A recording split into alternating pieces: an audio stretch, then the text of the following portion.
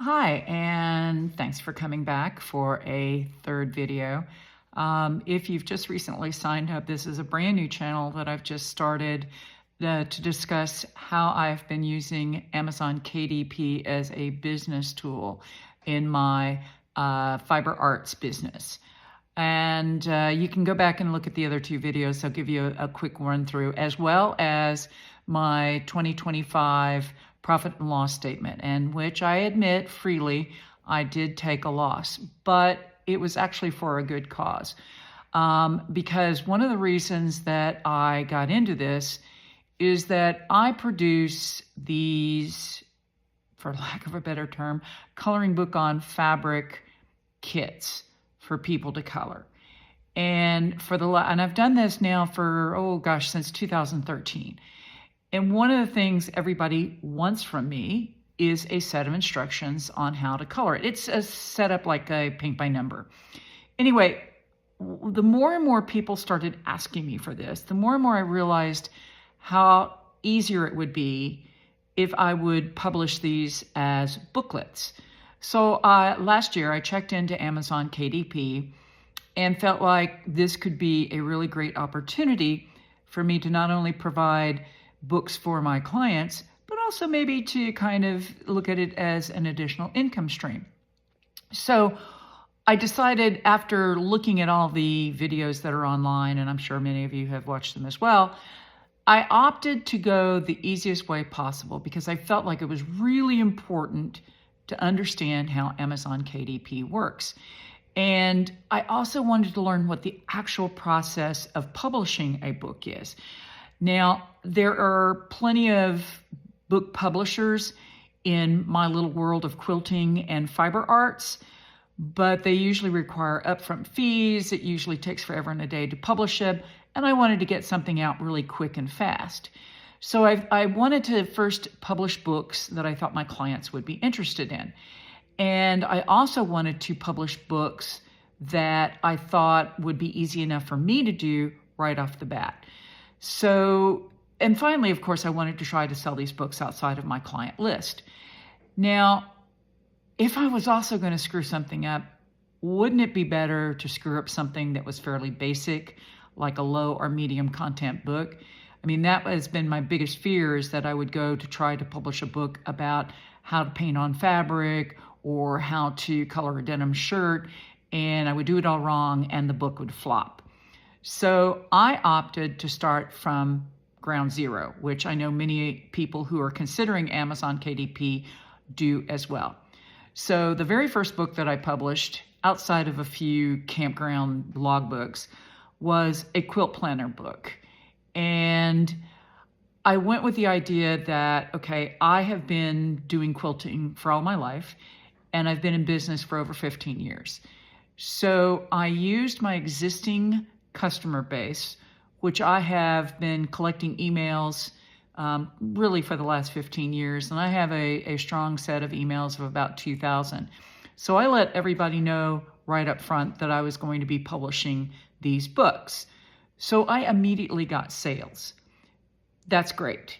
Now, if you don't have a ready-made access to a client base list, I think there are certain ways you can go about getting one. And had I not had this list already, the very first thing I would have done was I would have collected every single email from all my friends and all my family, and I would have created a newsletter, which is what I currently do now. I put out a newsletter every month. And in that newsletter, I let everyone know that I was going to start publishing books.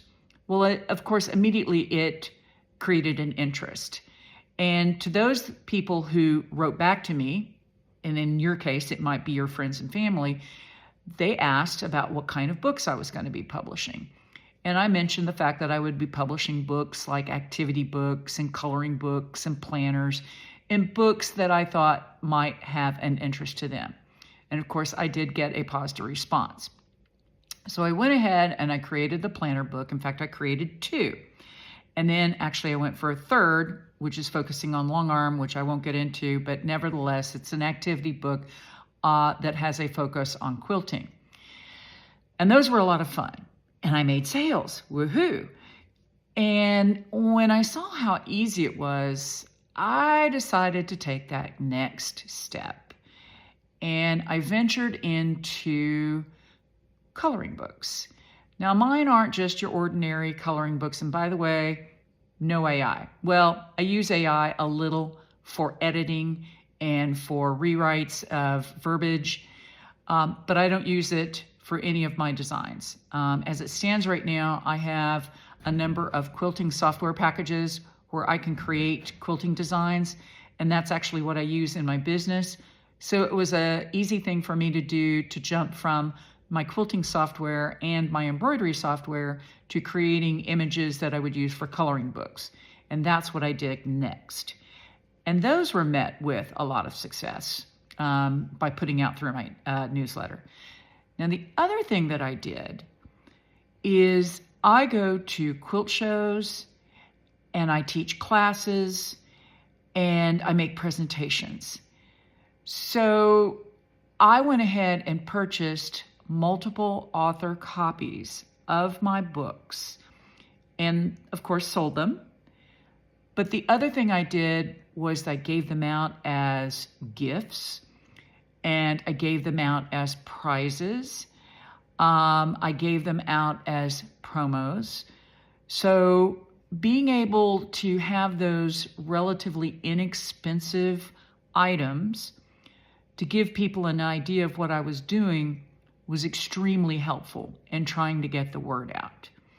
So I did this through about August. So I started May of 2025, and I'm now up to August of 2025. And I had a really important quilt show to attend in Houston, Texas. It's one of the largest quilt shows in the United States. And they had asked me to come do a special presentation on direct-to-film iron-on transfers. I felt like that this was my opportunity to try giving a high quality or high content book a go. And so I did. And to be frank with you, of all the books that I've written so far, it's my worst. So I feel like I need to go back a couple of steps before I attempt to go forth with publishing higher content books. It has sold. It is a topic that I find does better in my public gatherings rather than it does online. I'm not sure why. I'll try to figure that out at some point in time.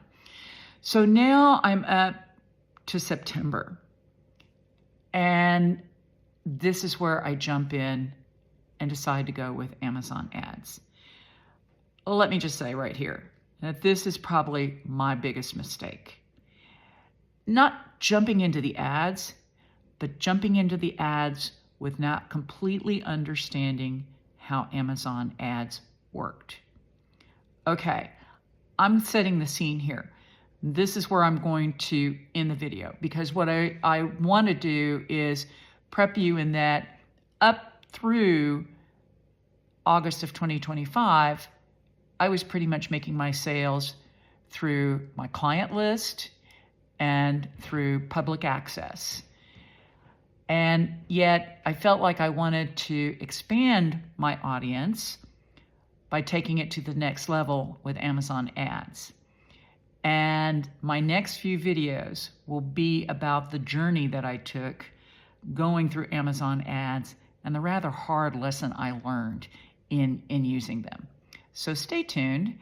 If you've made it this far, thank you very much. I hope you'll take the time to subscribe and like this video.